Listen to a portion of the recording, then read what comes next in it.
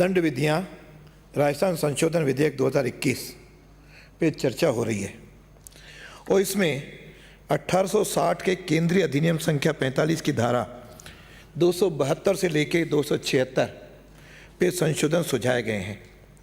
मेरा इसमें बाकी कई लोगों ने कई मुद्दे रखे। मेरा इसमें एक ही विषय कहना है कि यह प्रत्येक व्यक्ति चाहता है उसे शुद्ध खाद्य मिले, उसे दवाई शुद्ध मिले, उसमें जो कुछ मिलावट करता है उसको सख्त से सख्त सज़ा भी मिले। इसमें शायद सदन में कोई भी व्यक्ति इससे अलग नहीं हो सकता, लेकिन इसके पीछे मूल भाव, नियत क्या है और व्यवस्थाएं क्या हैं, इन दोनों पे ध्यान देने की जो आवश्यकता है, मैं समझता हूँ कि केवल सज़ा को बढ़ा देना या उसके ऊपर जुर्माना बढ़ा देना वह समस्या का हल नहीं है। समस्या का हल है कि उसके पीछे जो मूल कारण है उसको ठीक किया जाए। जैसे आज आप कई बार शुद्ध के लिए युद्ध भी चला, लेकिन वो शुद्ध के युद्ध ऐसा चला कि जैसे शायद वो पैसे के लिए युद्ध हो रहा हो, यानी इसके अलावा मुझे कोई शुद्धता की उसमें दिखाई नहीं दिया। यानी आपको शुद्ध सैंपल लेने के लिए आपके पास स्टाफ कहाँ है? आज यदि टोटल मिलाएंगे तो स्टाफ 50% भी डिपार्टमेंट के पास नहीं है और उनको जो प्रति माह सैंपल लेने हैं वह सैंपल भी पूरा नहीं ले पाते, तो फिर ये कहाँ से चलेगा? और आपने सैंपल जितने ले भी लिए, उस सैंपल की जांच कहाँ होगी? यदि पूरे राजस्थान भर में 8 ही लैब होंगी तो जांच भी उस गति से चलेगी, और जब तक जांच पूरी होगी और रिजल्ट आएगा तब तक तो वह जो अशुद्ध सामान है, खाद्य सामग्री है, चाहे दवाई है, वह तो लोगों तक चली गई, और जिनको प्रभावित होना है वो प्रभावित होकर के बीमार भी हो गए, या जो कोई परिणाम आना था परिणाम भी आ गए, लेकिन वह शुद्धता उनको किसी प्रकार का आप सज़ा तो नहीं दे पाए। और सज़ा आने तक आएगी कैसे? जब आप सारे सैंपल ले लोगे और सैंपल लेने के बाद चालान पेश नहीं करोगे, प्रभावी लोग अपने आप इसमें बच जाते हैं और उस के केवल एक सीमित मात्रा में ही आप चालान पेश करोगे, तो इस मिली भगत जो अफसरों की और व्यापारियों की या जो मिलावटियों की जो मिली भगत है, वह मिली भगत इस सबसे बड़ा मूल कारण है। शायद ये लाते अपने इस विधेयक में संशोधन में कि हम इतने प्रत्येक ज़िले के अंदर लेबोरेटरी होगी, आपने घोषणा तो कर रखी है, लेकिन पिछले 2.5 साल में आपने एक भी लैब खोली क्या? इसका कहीं हिसाब किताब नहीं है। और दूसरा, इसके कारण से शुद्ध रूप से एक भ्रष्टाचार को शह मिलनी है, और यह भ्रष्टाचार को शह देने जितना ज़्यादा करोगे, दिखाने को तो लगता है कि हम ज़्यादा उसको सज़ा देंगे, ज़्यादा जुर्माना करेंगे तो निश्चित रूप से उसको डर होगा, लेकिन डर तो तब पैदा होगा जब कोई व्यवस्था, कानून व्यवस्था होगी और डराने की कोई व्यवस्था होगी। यहाँ डर दिखा करके इंस्पेक्टर राज में केवल पैसे लूटने के अलावा इसमें और कुछ भी ज़्यादा होने वाला इसमें दिखाई नहीं देता। इसलिए मेरा इसमें आपसे आग्रह है कि यह इस प्रकार के कानून जिसमें समवर्ती सूची के साथ जुड़ाव हो, और समवर्ती सूची में आपको बनाने का अधिकार तो है, क्यों राज्यों को भी है, केंद्र को भी है, लेकिन यदि केंद्र की तुलना में उसमें कोई विरोधाभास है या उसमें कोई गैप है तो आप केंद्र का कानून ही प्रभावी रहेगा, और फिर इस प्रकार के कानून में राष्ट्रपति से अनुमति लेने की आवश्यकता होगी। यानी ऐसी जगह आप जा ही कहाँ रहे हो उस ओर जिसकी कोई आवश्यकता नहीं है।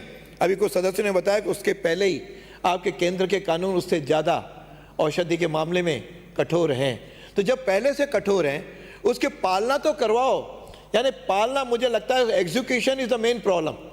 यदि एग्जीक्यूशन नहीं होगा तो नियम कानून कितने बना दो, वह कागजों के कागजों में रह जाएंगे और जनता त्राई त्राई करती रहेगी, जनता भुगतती रहेगी।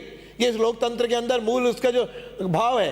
कानून, प्रत्येक सरकार आती है, कानून बनाती है, कानून अच्छे बनते हैं, लेकिन कानून का जो पालना करने वाला है यदि वो ठीक नहीं होंगे, उसकी पालना ठीक ढंग से नहीं होगी, उसे कहीं मिली भगत होगी, तो फिर इस प्रकार के कानून बनाने का, संशोधन लाने की कोई भी उसमें आवश्यकता मुझे प्रतीत नहीं होती। मैं तो एक बात ज़रूर कहूँगा कि इस समय अजमेर पूरे नशीली और नकली दवाओं का एक प्रकार का वह हब बना हुआ है, और पूरी तरह आज वह पूरा एक रैकेट्स हैं, उस रैकेट्स की तरह तो पहुँच नहीं पा रहे हैं, और उसमें केवल एक प्रकार का पिछले दिनों एक भी मुकदमा दर्ज नहीं हुआ, और आज नशीली दवाओं और नकली दवाइयों और मिलावटी दवाइयों का वह एक प्रकार का केंद्र बना हुआ है। इसलिए आवश्यक है कि वहाँ पे हम इंस्पेक्टर की संख्या बढ़ाएं, उसमें ईमानदारी के साथ जो वो सैंपल लाएं उसके तत्काल एक टाइम पीरियड तय हो कि 1 महीने के अंदर, 15 दिन के अंदर, 5 दिन के अंदर, 7 दिन के अंदर उसकी जांच हो जाएगी। और यदि जांच में दोषी पाया जाता है तो एक टाइम लिमिट के अंदर उसका चालान पेश होगा। तो कोई नियम बनाने की कोई उपयोगिता है या उसकी सार्थकता है? नहीं तो न तो नियम रह जाएंगे। इसलिए मेरा महोदय से आग्रह है कि आप भावावेश में नियम तो ला रहे हैं और इसी 5 दिन के अंदर आप 9, 10, 11, 12 सब विधेयक पारित भी करवा रहे हैं, लेकिन पारित करवाने के पहले ज़रा उसके पीछे मूल नियत, भाव, व्यवस्थाएं, उसकी पालना कैसे होगी, इस सरकार को इन पे भी सब पे विचार करना चाहिए। बाकी तो हमारे ड्रग्स के बारे में फूड सेफ्टी एक्ट सब बने हुए हैं, लेकिन उस बने हुए को भी लागू नहीं करा पाए तो केवल आप 1,000 से 10,000, 10,000 से 50,000, 50,000 से आप 1,00,000 ये बढ़ाते रहो। और इन सारे जो गड़बड़ करने वाले, इनके पास पैसों की कोई कमी नहीं है। पैसे तो चाहो तो 1,00,000 की जगह आज धारीवाल साहब को वो कितने लाख भी सजा कर दोगे, कितने लाख मांग लोगे, पैसे की व्यवस्था कर लेंगे। पैसा इज नॉट द प्रॉब्लम। पैसा मूल रूप से वो रेगुलर होंगे, ये मैं उसमें नहीं जाता कहाँ रेगुलर कहाँ इरेगुलर है, लेकिन इस प्रकार की व्यवस्थाओं में केवल इंस्पेक्टर्स के बाहर के उनका जेब भरनी और भ्रष्टाचार को पनपाना यह उचित नहीं है। इसलिए इस नियम को हम जनमत के लिए प्रसारित किया जाए ताकि आप इस सारी बातों को जो विपक्ष रख रहा है उनकी बातों में, जो मुझे लगता है कई बार हम बोल लेते हैं और आप सुन लेते हो और सुनने के बाद वैसा का वैसा पारित कर देते हैं। तो कम से कम अच्छे लोकतंत्र की ये व्यवस्था है कि विपक्ष जो कुछ मुद्दे उठा रहा है उन मुद्दों पर गंभीरता से विचार करके, कोई बात नहीं आप महीने भर बाद लिया ना, कोई प्रसारित करके आप सबकी बातें सुन लो, उसके बाद उस पर जो कोई अच्छा आपको ठीक लगता है उसको आप ले आओ। केवल हठ धर्मिता के आधार पर हम पारित करवा लेंगे, बहुमत आप पारित करवा सकते हो, लेकिन फिर ये असली जो लोकतंत्र जिसकी चर्चा पिछले दिनों यहाँ पर हुई, यहाँ पे अपने कॉमनवेल्थ उसमें सारे गडकरी जी ने भी कही, गुलाम नबी आज़ाद ने भी कही, सब ने कही, लेकिन उनकी बातों को तो कम से कम मन से स्वीकार करो और उसके अनुसार कुछ एक्ट तो करो। लेकिन ये भी एक्ट ऐसा होगा जिस प्रकार से बाकी एक्ट पालन कर रहे हैं। इसलिए सभापति महोदय, मैं आपसे आग्रह करूंगा कि हम आपके निर्देशन में कि इसको जनमत के लिए प्रसारित किया जाए। धन्यवाद। गुलाब चंद जी कटारिया। आदरणीय सभापति जी,